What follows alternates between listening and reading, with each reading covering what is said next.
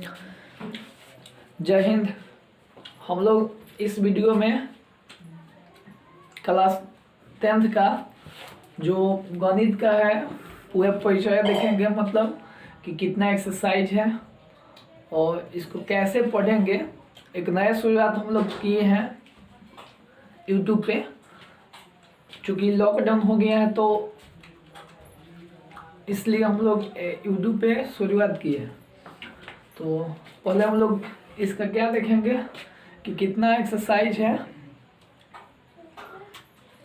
और कैसे हम लोग पढ़ेंगे, कैसे सिलेबस को कंप्लीट करेंगे। पूरा सिलेबस को कंप्लीट करवा देंगे। तो देखिए, पहला एक्सरसाइज है रियल नंबर्स यानी वास्तविक संख्याएं, फिर पॉलिनोमियल्स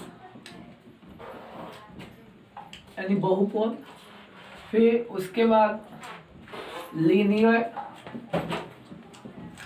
इक्वेशन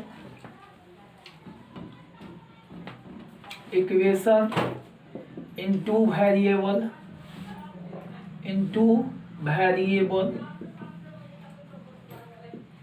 उसके बाद क्वाड्रेटिक इक्वेशन है, क्वाड्रेटिक इक्वेशन मतलब द्विघात समीकरण। उसके बाद एपी अरिथमेटिक प्रोग्रेशन, उसके बाद ट्रायंगल यानी त्रिभुज, उसके बाद कोऑर्डिनेट जियोमेट्री, उसके बाद ट्रिगो यानी ट्रिगोनोमेट्री, उसके बाद हाइट एंड डिस्टेंस, इसी का पार्ट है हाइट एंड डिस्टेंस। उसके बाद कंस्ट्रक्शन, उसके बाद है जो सर्कल, उसके बाद है एरिया ऑफ सर्कल, फिर मेंसुरेशन, फिर मेंसुरेशन के बाद स्टैटिस्टिक्स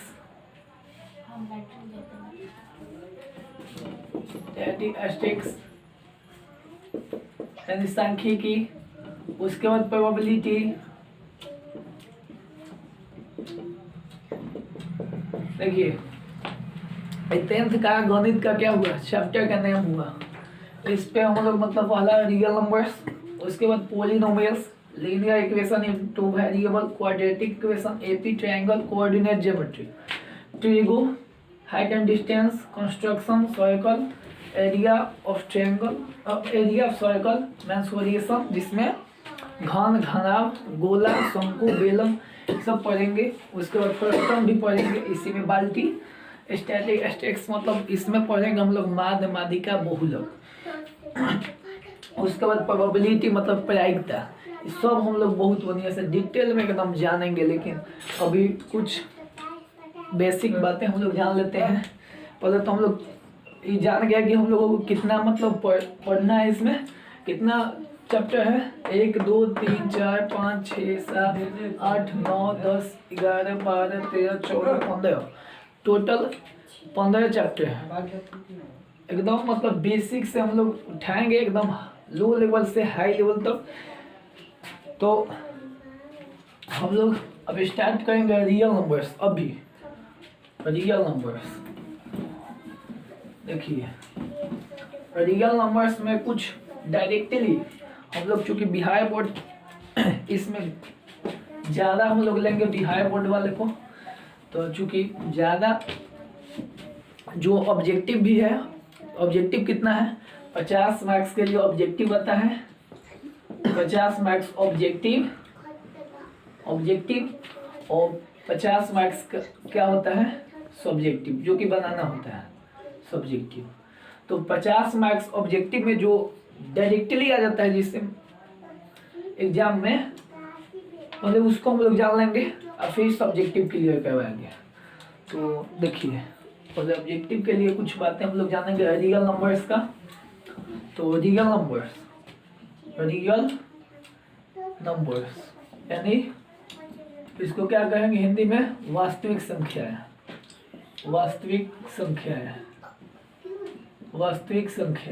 रियल नंबर्स क्या होता है देखिए, ऐसे काल्पनिक संख्या भी होती है, लेकिन यहाँ 10वीं क्लास में नहीं पढ़ना है। काल्पनिक संख्या को हम लोग पढ़ेंगे 11th क्लास में, जिसको हम लोग सभी संख्याएं कहते हैं, कॉम्प्लेक्स नंबर कहते हैं। लेकिन अभी हम लोगों को पढ़ना है रियल नंबर्स क्या होता है। तो देखिए, रियल नंबर्स को 2 पार्ट में हम लोग यहाँ डिवाइड किए हैं 10th स्टैंडर्ड पर। पहला परिमेय और दूसरा अपरिमेय। अब देखिए, परिमेय और अपरिमेय क्या होता है। परिमेय वास्तविक संख्या का पार्ट पहला हम लोग ले लिए परिमेय और दूसरे ले लिए क्या, अपरिमेय। रियल नंबर्स को पहले जान लीजिए कि ऐसे भी डिनोट किया जाता है। परिमेय संख्या, इसको क्या, वैसी संख्या जिसे p/q के रूप में लिखा जाए। वैसी संख्या जिसे p/q के रूप में लिखा जाए उसको क्या कहेंगे, परिमेय कहेंगे। जहाँ pq क्या होता है, पूर्णांक होता है। पूर्णांक का मतलब इंटीजर्स होता है। pq क्या होता है, पूर्णांक होता है, इंटीजर्स होता है। और q नॉट इक्वल टू 0, मतलब नीचे वाला 0 के बराबर नहीं होगा। क्यों नहीं होगा तो ये बताएंगे अभी, रुकिए। q नॉट इक्वल टू 0 क्यों नहीं होगा, क्योंकि अगर मान लीजिए 0 बाई कोई संख्या आ जाए तो उसका वैल्यू कितना होता है, 0 बाई कोई भी संख्या आएगा तो उसका वैल्यू क्या होगा, 0। लेकिन संख्या बटा 0 आ जाए तो ये अनडिफाइंड, मतलब इसको फाइंड नहीं कर सकते हैं, यानी अपरिभाषित कह सकते हैं। अपरिभाषित का मतलब इसको अभी तक डिफाइंड नहीं किया गया है। हम लोग कैलकुलेटर में भी कोई संख्या में 0 से भाग देंगे तो वो कैलकुलेटर भी नहीं लेता है, दिखाइए नहीं करेगा, सपोर्ट नहीं करेगा। तो पहले संख्या बाई 0 मतलब क्या होगा, अपरिभाषित। इसीलिए हम क्या बता दिए हैं, क्यू बाकी सब हो सकता है लेकिन 0 नहीं हो सकता, मतलब बटन में 0 कभी भी नहीं होगा, कैलकुलेटर भी नहीं लेगा। जैसे एग्जाम्पल, परिमेय संख्या पहले तो हम लोग समझ गए कि जिसे p/q के फॉर्म में लिखा जाए, जहाँ pq क्या है, पूर्णांक है। pq क्या है, पूर्णांक। q नॉट इक्वल टू क्या होता है, 0। अच्छा, एग्जाम्पल में कहेंगे तो एग्जाम्पल में देखिए, एग्जाम्पल में जितना 1 2 3, उसके बाद 0, उसके बाद √9, उसके बाद 22/7 etc इत्यादि, ये सब क्या है, परिमेय संख्या है। क्या है, परिमेय संख्या। अब कहेंगे √9 कैसे है, तो √9 कैसे है, देखिए रूट में अगर जितनी भी संख्याएं हो और उसका वर्गमूल हो जाए, वर्गमूल मतलब स्क्वायर रूट हो जाए, मतलब 16 का कितना, 4। इसको p/q आराम से लिख सकते हैं। p/q, p के वैल्यू कितना 4 और q के वैल्यू कितना 1 तो बाकी सब के बट्टा में रहता है, 1 हमेशा सब के क्या रहता है, बट्टा में रहता है। इसलिए हम लोग कह सकते हैं कि √9 क्या है, परिमेय संख्या है। अब देखिए, अपरिमेय संख्या, तो परिमेय के जस्ट विपरीत होता है क्या, अपरिमेय। जैसे में अगर हम लोग कहेंगे बॉयज को उल्टा गर्ल्स, उसी तरह परिमेय को उल्टा क्या होता है, अपरिमेय। तो परिमेय को उल्टा अपरिमेय, मतलब इसको तो बोल दिए कि जहाँ जिसे p/q के रूप में लिखेंगे उसको परिमेय को इंग्लिश में बोला जाता है रेशनल।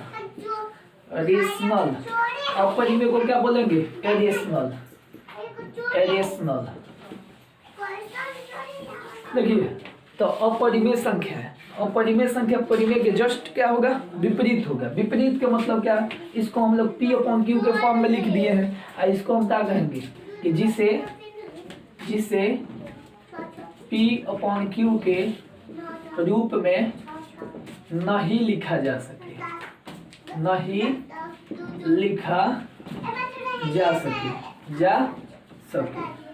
जैसे में एग्जाम्पल में देखिए, अधिकांशतः परिमेय संख्या रूट में ही होता है। क्या होता है, रूट में होता है, और रूट में होगा लेकिन उसका परफेक्ट मतलब स्क्वायर रूट नहीं होगा। जैसे √2, √3 √5 ये सब क्या है जी, ये परफेक्ट स्क्वायर नहीं है, इसलिए इसका वर्गमूल नहीं होगा। तो हम लोग कहेंगे कि क्या है, अपरिमेय। क्या है, अपरिमेय। एक होता है पाई, इसको याद रखिएगा एकदम, पाई भी है कि पाई में क्या होती है, तब पाई एक अपरिमेय संख्या होती है। पाई एक अपरिमेय संख्या होती है, मतलब श्रीनिवास रामानुजन एक गणितज्ञ है, उन्होंने साबित कर दिया कि पाई क्या है, अपरिमेय है। चलिए इतना पहले समझ लीजिए, एक बार और दोहरा देते हैं। हम लोग पहले टॉपिक लिए है रियल नंबर्स। रियल नंबर्स में हम लोग पहले क्या पढ़े, परिमेय संख्या और अपरिमेय संख्या। परिमेय संख्या जिसे p/q के रूप में लिखा जाए, जिसे p/q के रूप में लिखा जाए, जहाँ p/q पूर्णांक है, पूर्णांक के मतलब इंटीजर्स, वो भी हम लोग जानेंगे। और q ≠ 0, मतलब नीचे वाला 0 के बराबर कभी नहीं होगा। क्यों नहीं होगा, तो हम बता दिए हैं, क्योंकि 0 संख्या कितना हो जाएगा, 0। लेकिन संख्या 0 क्या होता है, अनडिफाइंड, इसको डिफाइंड नहीं किया गया है, यानी अपरिभाषित। तो इसलिए हम लोग यहाँ कोई भी नंबर आ सकता है p के जगह पे, लेकिन q के जगह पे 0 नहीं होगा, बाकी सभी संख्या हो सकता है। चलिए आगे देखिए, इसका एग्जांपल ले लिया 1 2 3 0 √9 22/7। ये सब क्या है, परिमेय है, क्योंकि इसको p/q के फॉर्म में हम लोग लिख सकते हैं। अब आइए अपरिमेय संख्या, अपरिमेय जस्ट इसका क्या होगा, अपोजिट, जिसे p/q के रूप में नहीं लिखा जा सके उसे क्या कहेंगे, अपरिमेय कहेंगे। जैसे √2 √3 √5 पाई। पाई एक अपरिमेय संख्या है, डायरेक्ट आ जाता है एग्जाम में, ऑब्जेक्टिव में। निम्न में कौन अपरिमेय है, ऑप्शन में दे देगा, जिससे मान लीजिए कि ऑप्शन 1 दे देगा कैसे, -1 1/2, ऑप्शन सी कितना 5/4, ऑप्शन डी दे देगा पाई, और कहेगा कौन अपरिमेय है, अपरिमेय है। तो अब आप ही लोग बताइए, -1 तो परिमेय है, 1/2 भी क्या है, परिमेय है, 5/4 भी क्या है, परिमेय है, तो डी हो जाएगा, पाई अपरिमेय है। इसलिए हम बोल दिए हैं कि आप लोग एकदम याद रखिएगा कि पाई क्या है, अपरिमेय है। चलिए, लेकिन हाँ पाई के वैल्यू कितना होता है, 22/7, तो ये क्या होगा, परिमेय होगा, क्योंकि इसको p/q के फॉर्म में लिख देते हैं, इसलिए ये क्या होगा, परिमेय होगा। चलिए आगे हम लोग जानते हैं, आगे परिमेय अपरिमेय क्लियर हुआ कि नहीं, आशा है कि क्लियर हो गया होगा। आगे आइए, परिमेय अपरिमेय के बाद हम लोग जानेंगे, परिमेय अपरिमेय के बाद अब हम लोग जानेंगे क्या, पूर्णांक। पूर्णांक मतलब इंटीजर्स, इंटीजर्स, इंटीजर्स। अब पूर्णांक क्या होता है समझिए, परिमेय अपरिमेय के बाद अब हम लोग पूर्णांक जानेंगे। पूर्णांक को i से डिनोट किया जाता है, मतलब पूर्णांक सेट को, मतलब पूर्णांक सेट जो है उसको i से डिनोट किया जाता है, या z से भी डिनोट किया जाता है। उतना हम लोग नहीं जानेंगे, थोड़ा बेसिक खाली जानेंगे, उसके बाद हम लोग तो एक्सरसाइज जानेंगे एकदम बढ़िया से। चलिए, एक क्या हुआ, नंबर लाइन हुआ, क्या हुआ, नंबर लाइन, संख्या रेखा। इधर क्या होगा, माइनस इन्फिनिटिव होगा, इधर क्या होगा, इन्फिनिटिव, क्या बीच में क्या होगा, शून्य। अब देखिए, इधर होगा पॉजिटिव इंटीजर्स, पॉजिटिव इंटीजर्स मतलब धन पूर्णांक, क्या, धन पूर्णांक। और यहाँ होगा नेगेटिव इंटीजर्स, नेगेटिव इंटीजर्स यानी ऋण पूर्णांक, क्या, ऋण पूर्णांक, ऋण पूर्णांक। अब देखिए, 0 के जस्ट लेफ्ट आएंगे तो निगेटिव, और जस्ट राइट जाएंगे तो पॉजिटिव। जैसे इधर तो देखिए, जो भी संख्या के आगे अगर निगेटिव चिन्ह नहीं लगा हो तो हमेशा क्या होगा, पॉजिटिव में होगा।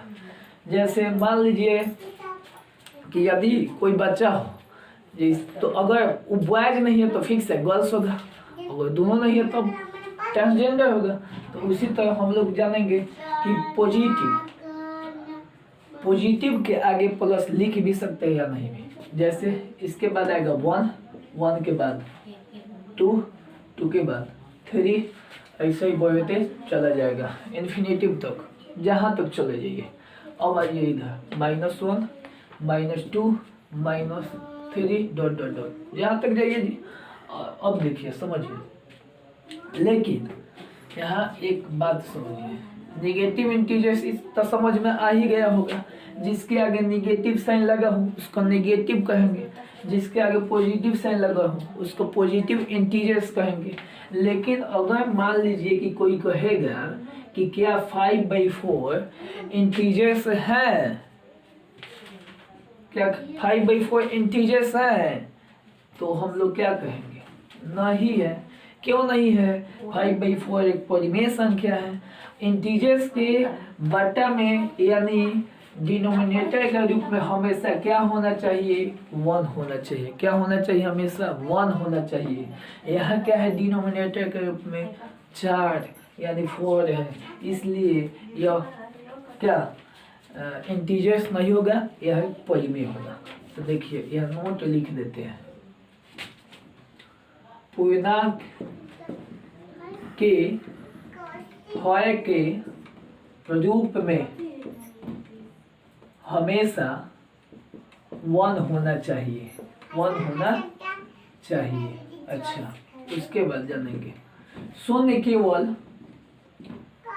केवल पूर्णांक है, पूर्णांक है, न पॉजिटिव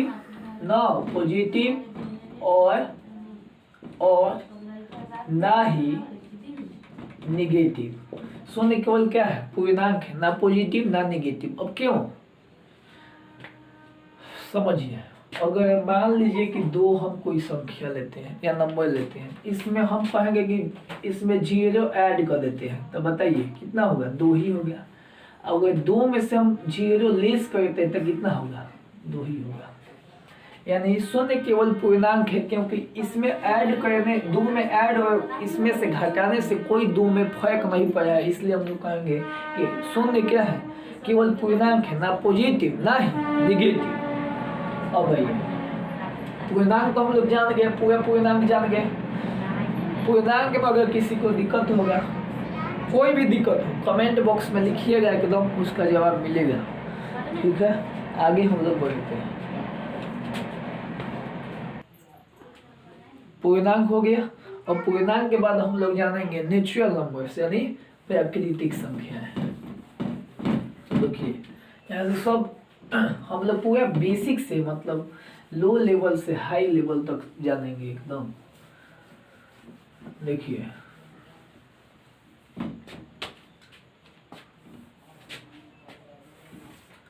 अब हम लोग जानेंगे प्राकृतिक संख्याएं। प्राकृतिक संख्याएं यानी नेचुरल नंबर्स।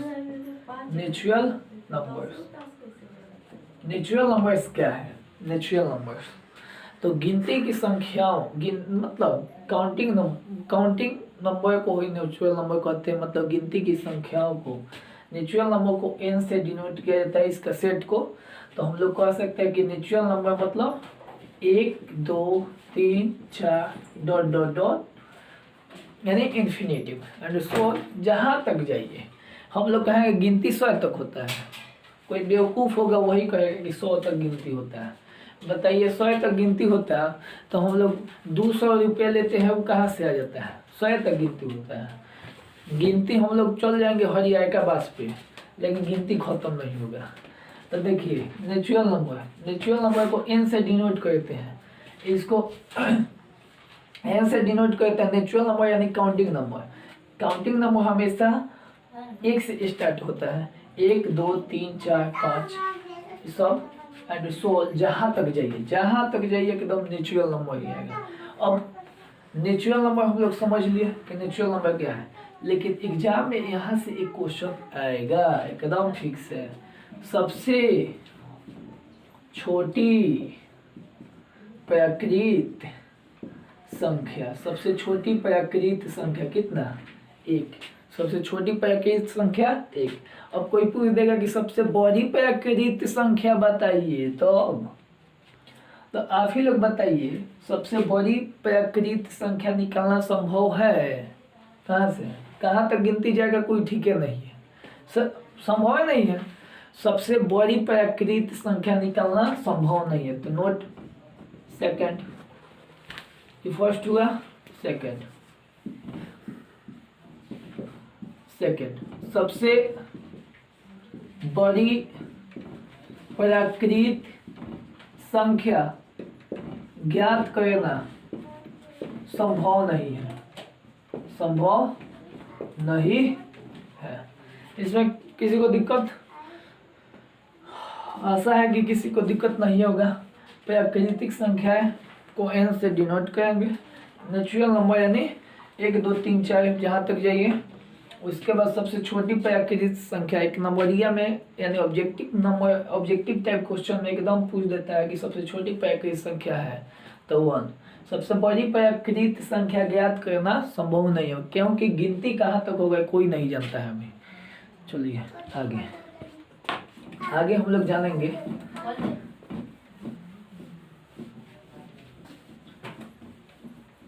देखिए